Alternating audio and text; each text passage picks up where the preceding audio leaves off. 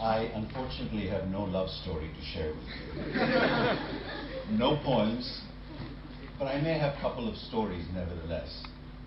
You know, I first came to India in year 2000 with the World Bank and was working on water and sanitation. And when I arrived in India, I discovered an incredible challenge facing the nation. 600 million people use the outside for toilets. Open defecation is the norm. When I first discovered this, I said, well, you know, this is just merely an expression of underdevelopment, of poverty, nothing more. And surely it's just inconvenience. And like a good economist, I said to myself, as incomes will grow over time, people will build their own toilets. But what I discovered, that what I called inconvenience, or just a symptom of poverty, was very deeply an issue of dignity. When people have no other place but to go outside, is an affront to who you are and the world around you. But then I discovered even more. What I discovered is most of the health problems that people face, and in particular poor people, come from the fact that sanitation and hygiene behaviors are extremely weak. Out there, when people are defecating in the open, that very act pollutes water, and that very water enters the mouths of children, girls, boys, men and women, and sickness and the loss of life and the loss of time. So there was something far deeper in this problem of open defecation. But it didn't stop there. What I discovered is that the full burden of open defecation was fully on women. Women wake up, girls wake up early in the morning to go to the bathroom, and they wait all day long in the evening to go to the bathroom outside, because that's the only time they have some security, quote unquote. You know the health problems that emerge when you can only go to the bathroom early in the morning and late in the evening? Such was the burden of open defecation. Add to that women and girls and the security they face going out in the open. And you've heard stories of horrendous rape, if not snakes.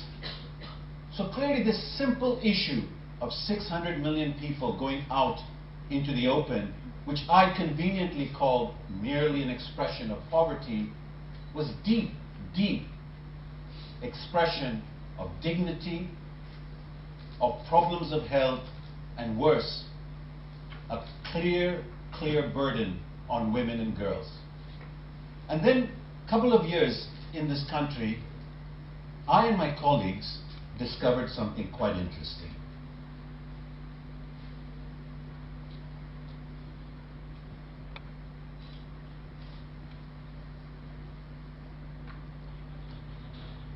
We discovered a village in Bangladesh which proudly showed a sign which says, "No one defecates in the open." This was fascinating. Why is it that people would put up a sign with such pride? Well, very interestingly, to solve the problem of open defecation, what governments around the world, including mine in Bangladesh, including India, were doing what we economists would do. You don't have a toilet? I'll build a toilet for you, I'll hand it to you. For an economist, that was even better. If you give something free, certainly the demand for it would go up. But what we discovered is that you handed the toilets to people, and what did people do? They converted them into storage places, they converted them into animal sheds, and some even converted them into puja ghar. But no one used it for toilets. And then we discovered this village in which a sign went up and says, "We do not defecate in the open." Right? And then a couple of years later, we found another sign in Maharashtra which says, "We do not marry our girls to villages that practice open defecation." What was going on? What we discovered in this village was a group of civil society organizations that had come into the village and that brought the village together and walked them through what they called the walk of shame. And what the walk of shame showed to the villagers, whether they were rich villages or poor villages, whether they came from upper caste or lower caste, what they showed to them is that your behavior of open defecation was hurting you, your children. Suddenly, that village turned around in the recognition that they had to take action, that they had to make a difference. And what we discovered was village after village began to build their own toilets and began to practice good sanitation. A completely different mode of delivery, the one that we were very comfortable with, build toilets, hand them to people. On the other hand, a group of NGOs said, it's not about building, it's about changing behavior. It's about bringing collectives together, communities together, and actually trying to show that you can make a difference. There was a complete disruption in service delivery. And it woke me up to the reality that if we are going to deal with problems of poverty, we cannot just come up with the old solution of government coming in and building from the top. You have to disrupt that simple linear way of delivering up to a completely different way of thinking, to a completely different way of delivering. And what the village in Bangladesh showed, and what the village in Maharashtra showed, was that you actually have to talk to communities, and you have to get communities involved and let them figure out the solution of development. And in this case, there were two very, very important elements in the story of disruption. One, aim to deal with behavior, not the physical building of toilets. And two, don't talk to the individual, talk to the collective. Why the collective? Two very important reasons. One person in a village may have good sanitation behavior, another one may have poor sanitation behavior. Both of them will suffer. Unless both of them jointly actually have good sanitation behavior, the health impact could not be felt by the others. There's something what we economists call externality. That's the first reason to bring the collective together. Extremely important. The other one is when you bring a collective together, the collective creates a peer pressure. They monitor each other. They hold each other accountable. Extraordinary that people from high caste would actually give land to people from poor caste, lower caste, to build toilets. That's how big a change, that's how big a shift that had happened. You can imagine, I was a complete convert. I was a zealot, if you will, and I would go around all over India talking about this. And what I discovered were villages going and talking to other villages crossing state boundaries and talking to others, and the idea that open defecation had to stop was coming from the conversation among communities. Another big disruptive factor in how development happens. Not because governments talk to governments, but communities talk to communities. My passion on this was so much, and I used to talk about it all the time, that when my daughter, who was then 5 years old, was asked in her school, in an art school, can you draw something which basically reflects what your father does at work, what he does at work? This is what my daughter came up with. I was the plumber. I was the sanitation worker. It's probably the most proudest gift my daughter gave me, because I had learned to move away from my narrow, top-down economist perspective what development meant. I was disrupted in understanding that development was far more than top-down. It was about communities, about collectivities, about behavior change. Let me take you to another country, Madagascar. Madagascar was facing serious issues where children were not going to school or were dropping out of school. One set of problems. The second set of problem was that nutrition for children at an early age was not being given. And you know, this is a very challenging story, that when children, babies born, and from that early stage, the first 1,000 days to the first 3 years, if they're not given good nutrition, if they're not taken care of, if they don't have good sanitation, what you actually have is stunting. Stunting comes up as height for age. So physically, your height for age is smaller because you faced all these problems when you were growing up. But more than that, during these first 1,000 days, and indeed the first 3 years, your cognitive power does not grow. So a poor child who grows up in a world of poor sanitation, poor nutrition, enters the world already defeated because their ability to learn is already stunted. Right? How do you then turn this around? Well, in Madagascar, they found a very innovative idea. They created what are known as unconditional cash transfers. Right? Very simply, targets were set out, very poor families were identified, and they were given cash and income support. Right? At that stage, the idea of just giving income support to poor families, waste of money. Oh, you know what? The men will capture it. They'll go drinking. Oh, these people will use it in a different way. Top down, right? Condescending in the way service delivery. Rather, give them health, schools, give them nutrition programs. Again, top down. You turn this around and you give households, and in particular women, cash transfers, unconditional, in your name. Here it is. You come, and you can see them lining up to get their cash transfer every 2 months. And all you do is you talk about what it means to have good nutrition, what it means to breastfeed your child, what it means to send your children to school. Extraordinary results. Within a year, you found stunting results beginning to change. Within a year, you began to see children going to school. Within a year, you began to see nutrition being fed to children in a different way. And the power of disruption here was cash transfers directly in the hands of women. And a conversation between women about what that cash transfer could do to you. This became a nationwide story. Let me take you from there to Bangladesh, my country.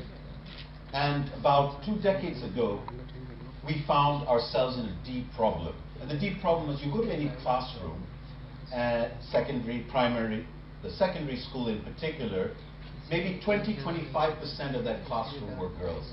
The rest were boys.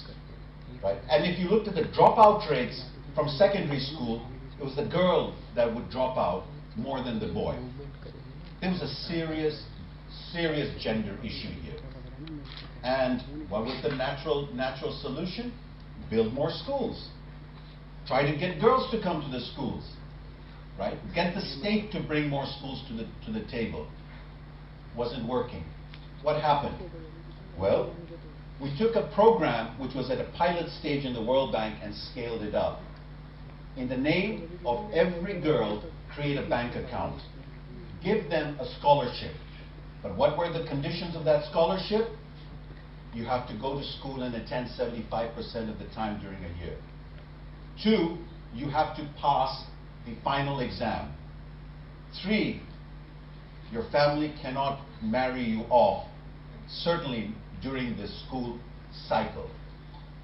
In 2 decades, we found that the percentage of girls went from about 25% in a classroom to 55% in the classroom.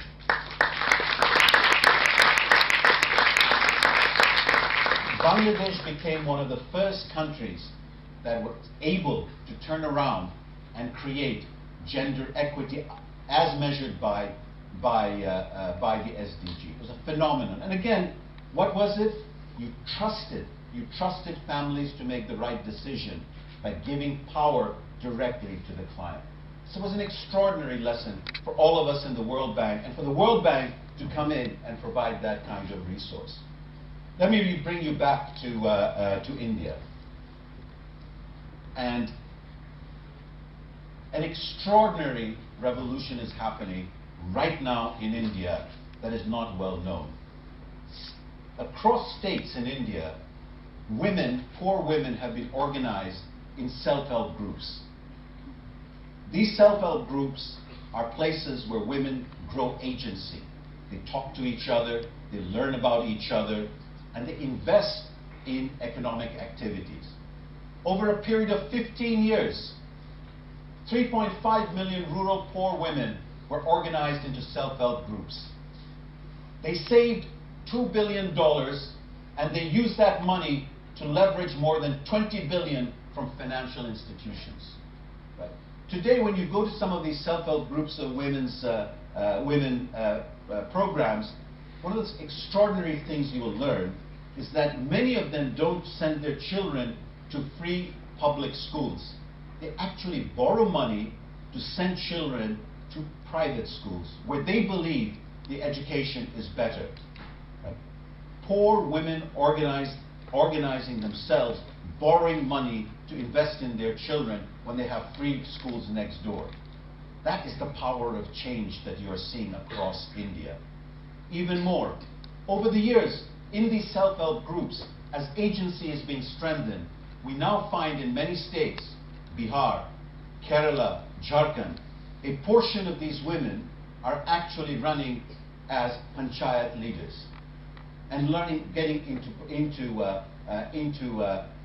politics and changing the nature of programs. Again, that linear top-down delivery to poor households turned on its head and saying, you are empowered to deliver. A disruption in the way we do service delivery leads to an incredibly different account. Now, you may think that, is it all about communities? Don't we actually change institutions, whether they are electricity companies or governments? I'll give you one example. In Bangladesh, in West Bengal, in Kerala, a fundamental shift has happened that money that's run by either the central government or run by the state government, that money is transferred to local governments, panchayats. And panchayats have to have systems of service delivery that are linked to communities. This is what I call bringing the state closer to the citizen. This movement of service delivery by empowering local governments is transforming many parts of the world. My own country is an incredible example. I remember once going to our village in Bangladesh, and our house is actually built which crosses the boundary of two panchayats, two local government boundaries. So whenever we go, we're very privileged that the head of the local governments come to visit us. And this time the heads of the local governments, the two heads of the local governments came to visit. Two, because our house is exactly on the boundary of these two panchayats. So I asked one of the heads, so what's different in your life these days? And he said, you know, I'm getting this money from central government. I'm using it with the citizens to build roads. You see that road you came in today? Remember last time you came it was flooded? Today it's done. Money that has been transferred to them, in conjunction with the citizen, they decided to fix the road. So I asked the other local government leaders, so what has changed for you? He said, I didn't get that money. I said, why? He said, I didn't pass an audit. My books were bad. I have to fix it in order to get the money. Fascinating. First, money is going to the local government to make choices at the local level. Two, there's competition, right? You just don't get the money simply to use. You have to prove that you're able to manage it. That creates competitions between local governments to change who they are and how they function. So my friends, what do these examples tell us about where does disruption come from? What we have learned in development, disruption comes if you focus on behavior change, not on hardware. Or let me say it differently, that you deliver hardware through behavior change, one. Two, that you make women center of your delivery system. That has been an extraordinary lesson across the world, that as women have been brought into the delivery system, it has changed the nature of the fight against poverty. Third, you make it demand-driven. You let the bottom tell you what is needed to be done rather than the top coming down. Fourth, you link communities and collectives to the market. The market is extremely powerful. But if connected to communities, it's a partnership that will change service delivery completely. But one of the most important lessons in the disruption is you have to bring the citizen close to the state and the state close to the citizen. Empowerment of local government. Why I say that is simply because no matter what we do in a pilot, it cannot be scaled up without the state actually being an enabler. And the only way a state is an enabler is when the state invests in itself to figure out mechanisms of linking up with the citizens. And that changes completely the nature of how service delivery is done. You know, for me, the biggest disruption in the last 25 years, and that's how long I've been in the World Bank, has been the quiet revolution inside the World Bank. Traditionally, we look at the World Bank as, here they go again, privatize, do macroeconomic stability, fund big infrastructure. We do all of that. But we only do that in a context where we have learned the art of disruption, or at least learned the tradition of change comes from being disruptors. The World Bank being a disruptor, that itself is a very disrupting news. And I have to hand it to you to invite me in front of all of you to speak as a World Banker on disruption. But this is what we have learned, that if we, as a World Bank, which is owned by 180 countries, working across the world, if we can be a disruptor with the way we support countries, then certainly service delivery will change. Certainly today we will help India move from 600 million people in the open defecation to those who have the dignity of being able to have their own toilets and use their own toilet. So ultimately, disruption is only for one purpose.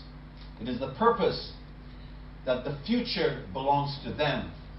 That the future is they carry with them not the burdens of poverty, but the burdens of hope that they can do whatever they want. And that is the power of disruption.